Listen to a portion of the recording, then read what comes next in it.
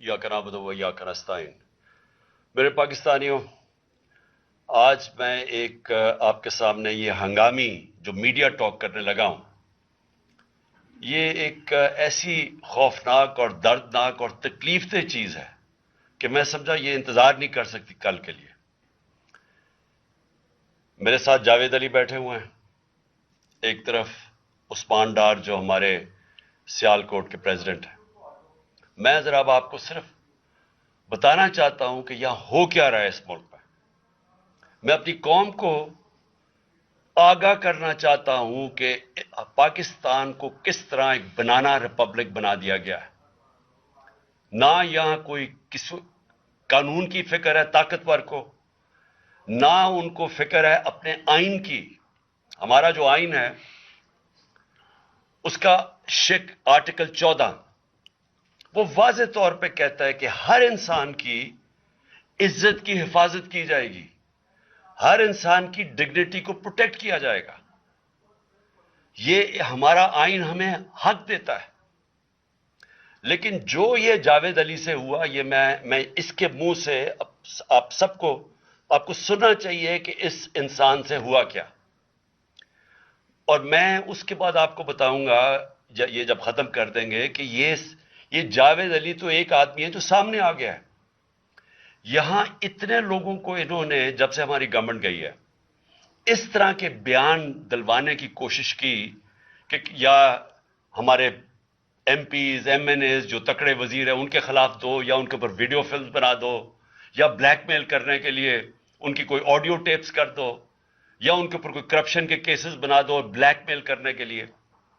सिर्फ एक इनका मकसद है कि किसी तरह तहरीक इंसाफ और इमरान खान को कमजोर करके इन चोरों को फिर से इलेक्शन जिता दिया जाए। अब मैं जावेद अली की इंट्रोडक्शन करवा दूं। इनको उस्मान डार ने, जो क्लास 4 होती है, जो क्लास 4 की नौकरी होती है, वो नौकरी दिलवाई सियालकोट में। ये खुद बताएंगे कि इनकी नौकरी एक चौकीदार थे जी, चौकीदार की नौकरी थी। इनको उठाया गया, पुलिस ने उठाया, और उसके बाद नामालूम अफराद ने उठाया। और अब इनसे पूछे, इनकी जुबानी पूछे कि इनसे किया क्या गया। फिर मैं वापस आता हूं आपके पास। बोलो जावेद। अस्सलाम वालेकुम जी, मेरा नाम जावेद अली है। मैं चौकीदार की नौकरी करता हूँ एजुकेशन डिपार्टमेंट में। तो मुझे उधर बुलाया जाता है कॉल करके कि आप आएँ इधर और आप सैलरी अप्लाई करें और आपको जो है ना आपकी सैलरी मिले।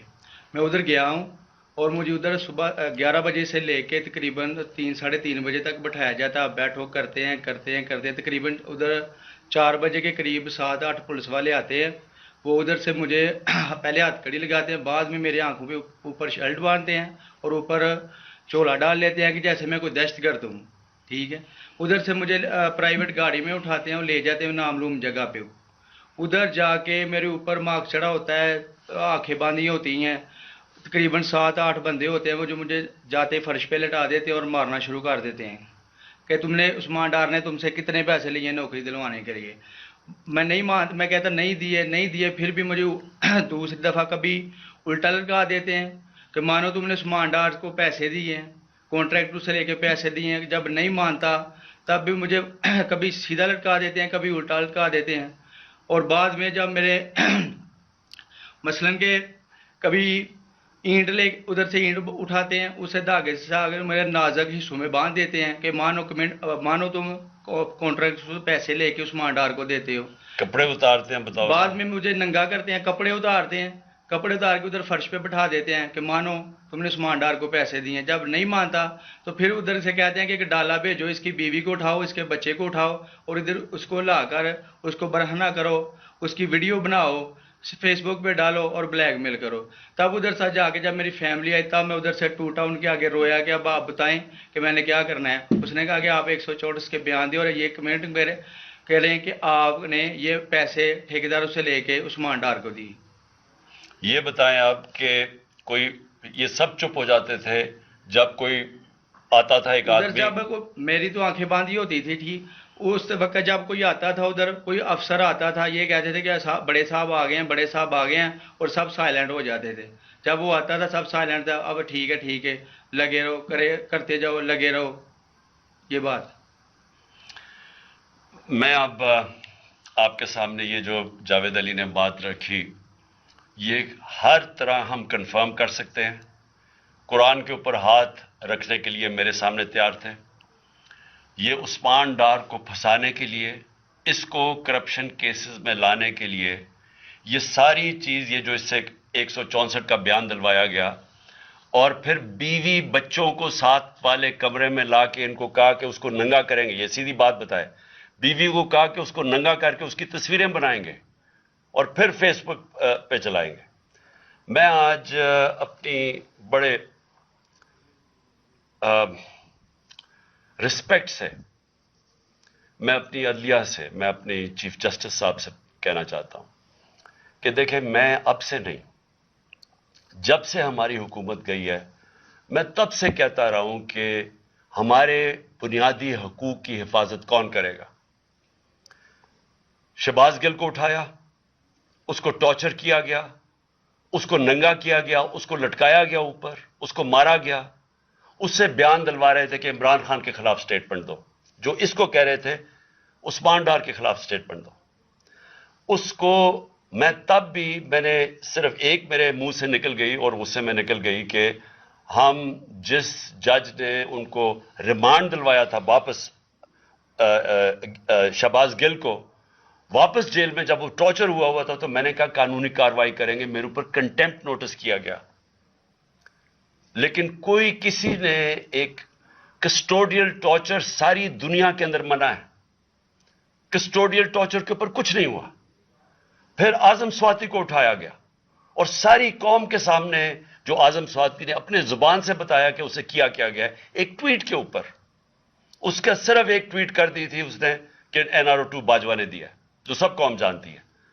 اس کے اوپر جو اس سے کیا گیا، پھر ویڈیو بھیجی گئی اس کی بیوی اور اس کی بیٹی کو. ایسی چیزیں اس ملک کی تاریخ میں کبھی نہیں ہوئی، یا میں تو نہیں کبھی سنی تھی ایسی چیزیں. شاید دہشت گردوں سے ہوتی ہوں، شاید کوئی باہر کے جاسوسوں سے ہوتی ہو، غداروں سے، لیکن اپنے شہریوں کو اس طرح کرنا اس ملک کی تاریخ میں کبھی نہیں ہوا. میں نے، جب مجھے گولیاں لگی، میں نے تب چیف جسٹس صاحب کو پہلے مخاطب ہوا. میں نے کہا دیکھیں، جنہوں نے مجھے یہ قتل کرنے کی کوشش کیا وہ سارے اقتدار میں بیٹھے ہوئے ہیں. اس میں یہ جو ایک آدمی ڈرٹی ہیری جب سے جنرل باجوہ لے کے آیا یہاں، تب سے یہ تشدد شروع ہوا ہے. شہباز گل کا، اعظم سواتی کا، مجھے گولیاں لگی. یہ جو داستان آپ سن رہے ہیں، سوشل میڈیا کے بچوں سے پوچھیں، جب سے یہ آدمی آئے ان سے اٹھ کے کیا ہوا. ان کو بند کمروں میں کپڑے اتارے گئے، ذلیل کیا گیا. ایک ماں باپ نے مجھے کال کی، انہوں نے کہا ابھی تک ان کا بیٹا نارمل نہیں ہوا. اس سے اوپر اتنا تشدد کیا کہ وہ ابھی تک نارمل نہیں ہوا. اور میں ان کو کہا، جس طرح اس کو جاوید کو کہا میں نے، سامنے آؤ. سب ڈرتے ہیں، نامعلوم افراد سے سب ڈرتے ہیں، اور کوئی کسی قسم کی پروٹیکشن کسی کو نہیں ہے، کیونکہ یہ قانون کے اوپر ہے، یہ جو مرضی کر لیں، کوئی ان کو بچانے والا نہیں ہے. کوئی جاوید جیسے انسانوں کو جب یہ کرتے ہیں، اس کو پھر دھمکیاں دی گئی کہ تم نے یہ بتانا کسی کو نہیں ہے، تو ہم یہ کر دیں گے، ہم تمہیں یہ مروا دیں گے. تو یہ اس ملک کی، ہمارے پاس تو ایک ہی راستہ ہے، اور مجھے پتا ہے کہ عدلیہ کے اوپر پورا اٹیک ہے یہ مافیا کا.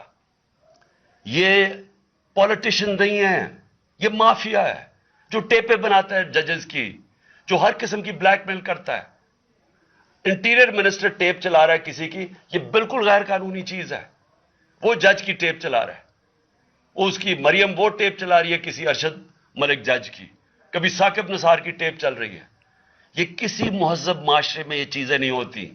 یہ کنٹرول کے لیے، عدلیہ کو کنٹرول کے لیے صرف یہ سارے حربے استعمال کیے جا رہے ہیں. میں آج اس پلیٹ فارم سے اپنے چیف جسٹس اور اپنی ہائر جوڈیشری کو، امید تو صرف آپ سے رہ گئی ہے. اس وقت جو جس طرح کا ظلم کیا جا رہا ہے، یہ نامعلوم افراد جو کر رہے ہیں اس ملک کے ساتھ، اور خاص طور پہ جو ڈرٹی ہیری ہے، میری ساری انہوں نے, یہ کیسے ہو سکتا ہے کہ میری جو ساری جے آئی ٹی کی رپورٹ تھی, جو انہوں نے فورینسک ایویڈنس جمع کی ہوئی تھی, وہ ساری ختم کر دی ہے. ان 4 آفیسرز کو پھر اوپر بٹھا دیا ہے جن کے اوپر پروسیکیوٹر جنرل نے کہا تھا کہ انہوں نے میری جے آئی ٹی کی ایویڈنس سیبوٹاج کرنے کی کوشش کی. اس نے ٹیررزم کورٹ کو بتایا ہے, ان کو واپس لا کے اوپر بٹھا دیا ہے. یعنی اس سے انصاف ملے گا؟ ساری ایویڈنس ختم کر دی ہے, تو ہمیں کدھر جائیں گے ہم؟ میری ریکویسٹ ہے چیف جسٹس صاحب, یہ جاوید علی کی, اس کے اوپر سوٹ موٹو ایکشن لیں, پتہ چلائیں کہ یہ کون لوگ ہیں. اور اوپر سے اس نے نامعلوم افراد نے, اس نے سنا کہتے ہوئے کہ پولیس کے اوپر سارا الزام لگانا, پولیس کو پنچنگ بیگ بنانا اور کچھ نہ کہنا, نہیں تو اب تمہیں یہ کر دیں گے, مار دیں گے. دیکھیں جی, وقت آ گیا ہے. میں اپنی جوڈیشری سے یہ کہنا چاہتا ہوں کہ یہ جو بھی آپ کا سب سے بڑی جوڈیشری کی سب سے بڑی ذمہ داری ہمارے بنیادی حقوق کی حفاظت کرنا ہے. یہاں جس طرح یہ رجیم چینج کے بعد جس طرح بنیادی حقوق ختم کیے گئے ہیں, لوگوں کو لاوارث چھوڑ دیا ہے, سمجھ نہیں ہے لوگ جائیں کدھر انصاف کے لیے. ہم نے ایک پرامن احتجاج جیل بھرو تحریک شروع کی. جو لوگوں کو اٹھا کے لے کے جا رہے ہیں, ان کو کپڑے نہیں دے رہے ہیں, ان کو دور دور لے گئے ہیں, کسی کو اٹک ڈرانے دھمکانے سے خوف پھیلا رہے ہیں. ایک طرف ایک پرامن احتجاج تاکہ ملک میں نقصان نہ پہنچے. اب ہماری قوم آگے مشکل میں ہے, مہنگائی میں ڈوب گئی. کبھی پاکستان کی تاریخ میں 41% مہنگائی انفلیشن نہیں ہوئی, چھوڑ کے گئے تھے 12% تھی, آج 41% ہے.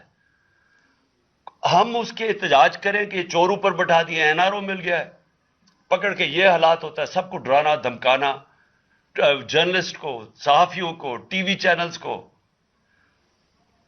تو میں صرف چیف جسٹس صاحب اور آپ اپنے سپریم کورٹ سے آج خاص درخواست کرتا ہوں کہ یہ جاوید علی کی کہانی سنیں, پوچھیں کون ذمہ دار ہے, کہیں تو لائن ڈرا کریں کہ اب ان کو خوف تو ہو کہ کوئی کھڑا ہے ان کے لیے, عوام کے لیے, عوام کے ساتھ کھڑا ہے.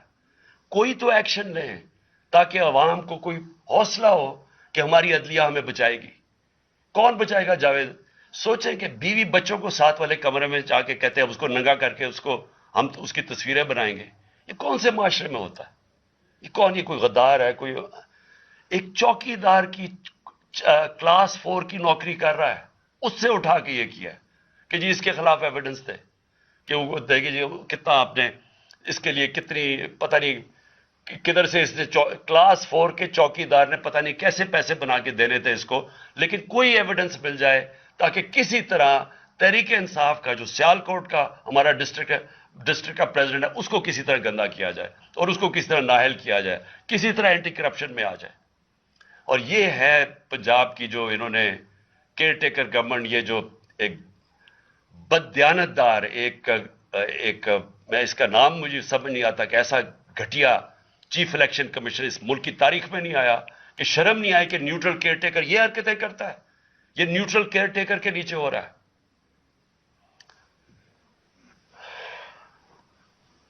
بہت بہت شکریہ.